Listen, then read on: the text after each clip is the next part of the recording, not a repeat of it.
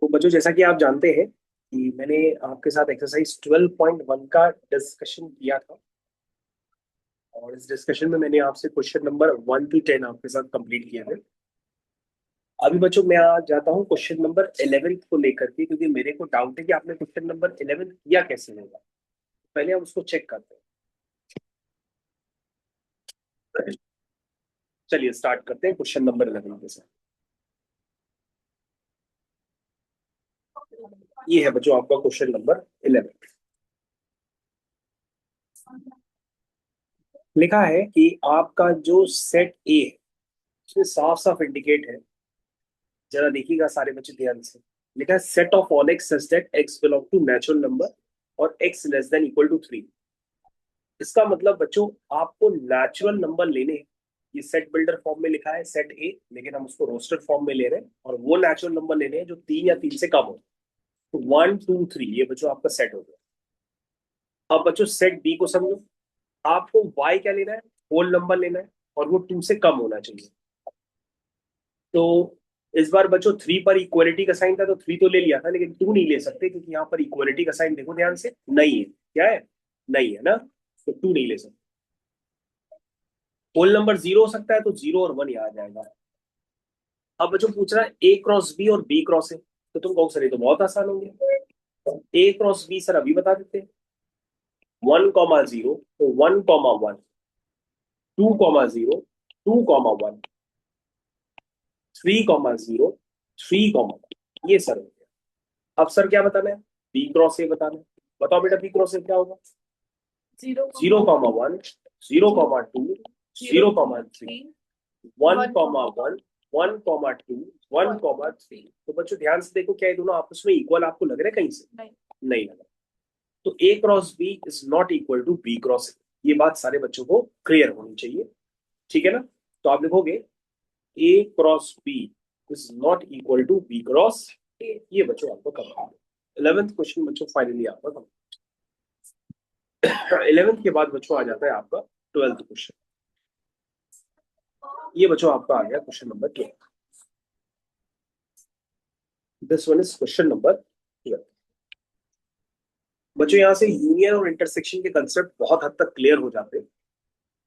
सबसे पहले first part की तरफ देखो, आपको बी इंटरसेक्शन सी चाहिए, यानी बी और सी का कॉमन एलिमेंट्स। तो बता सकते हैं बी और सी में कॉमन एलिमेंट क्या है, 4 है, ठीक है। अब बच्चों आपको ए को क्रॉस करना है। ए आपका क्या है, सेट 1 2 3। इसको किससे क्रॉस करना है, 4 के साथ, यानी कि बी इंटरसेक्शन सी के साथ। तो बच्चों इसका आंसर क्या निकलेगा, 1 4 2 4 और 3। ये देखो बच्चों कितनी आसान तरीके से इसका आंसर। उसके बाद बच्चों सेकंड वाला पार्ट देखो, ए क्रॉस बी चाहिए। जल्दी से हमको बता दीजिए ए क्रॉस बी क्या है।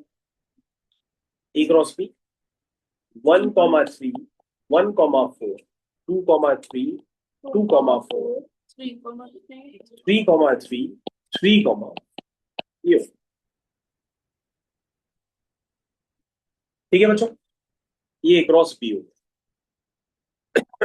ए क्रॉस सी बच्चों बताओ, ए क्रॉस सी जल्दी से बताइए बच्चों। 1 4 1 5 1 ग्रेट, 6 1 4 1 5 1 6 2 4 2 5 2 6 2 4 2 5 2 6 गुड। 3 3 4 4 3 2 4 5 3 3 6 6 बहुत बढ़िया। ये हो गया बच्चों। अब उनका इंटरसेक्शन निकालना। तो बच्चों ए क्रॉस बी भी क्लियर हो गया और ए क्रॉस सी भी हो गया। अब देखो इनमें कुछ कॉमन है, ओके सर, हाँ 1 4 है।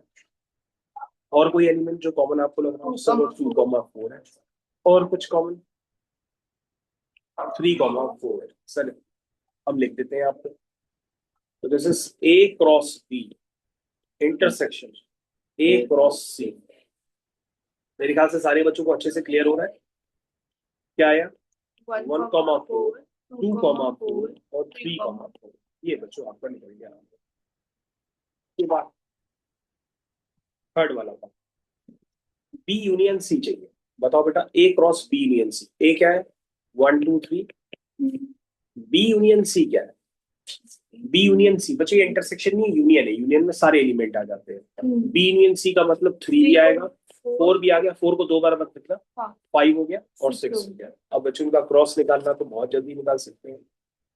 1,3, 1,4, 1,5, 1,6, 2,3, 2,4, 2,5, 2,6, 3,3, 3,4, 3,5 एंड 3,6। ये बच्चों क्लियर हो गया। उसके बाद बच्चों फोर्थ वाला पार्ट आ गया। फोर्थ वाले पार्ट को हम लोग चेक कर लेते हैं। उसमें देखिए ए क्रॉस बी, ए क्रॉस सी, ए क्रॉस बी बच्चों तो निकाल ही लोगे।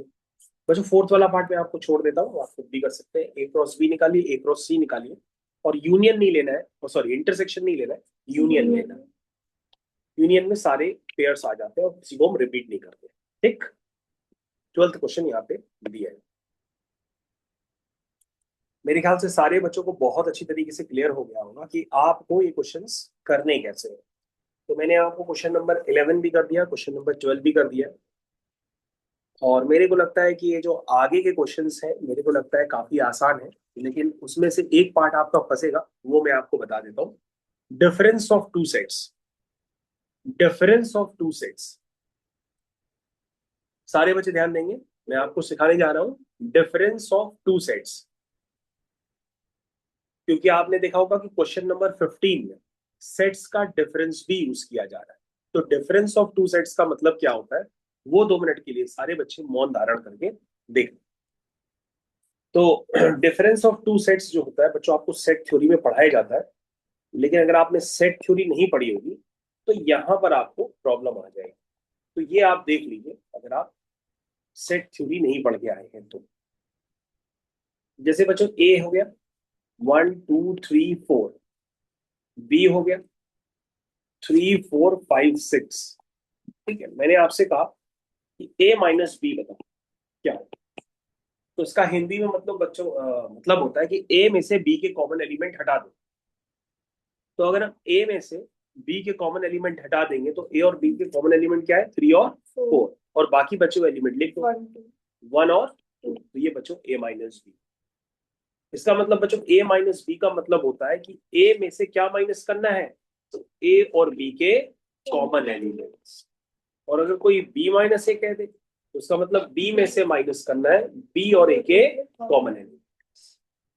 तो अगर हम बच्चों आपसे बी माइनस ए करें तो बी माइनस ए क्या होगा, बी माइनस ए होगा बी बी इंटरसेक्शन में से हम ए के कॉमन एलिमेंट हटा देंगे तो वो तो 3 और 4 ही है, बचेगा क्या 5,6 बचेगा। ये बच्चों डिफरेंस ऑफ सेट्स जिसको पता होगा तो वो क्वेश्चन नंबर 15 14 काफी आसान तरीके से लगा जाएगा। तो ये बच्चों है, तो मैंने आपको क्वेश्चन नंबर 15 तक बच्चों अच्छे से क्लियर कर दिया। अब आप इसको आराम से करिए, और अगर आप कर सकते हैं तो क्वेश्चन नंबर 22 तक पूरे क्वेश्चंस कर लीजिए, और जो क्वेश्चंस ना हो वो हमसे आपके अलग से पूछ लीजिए। तब तक के लिए थैंक यू, धन्यवाद, बाय बाय।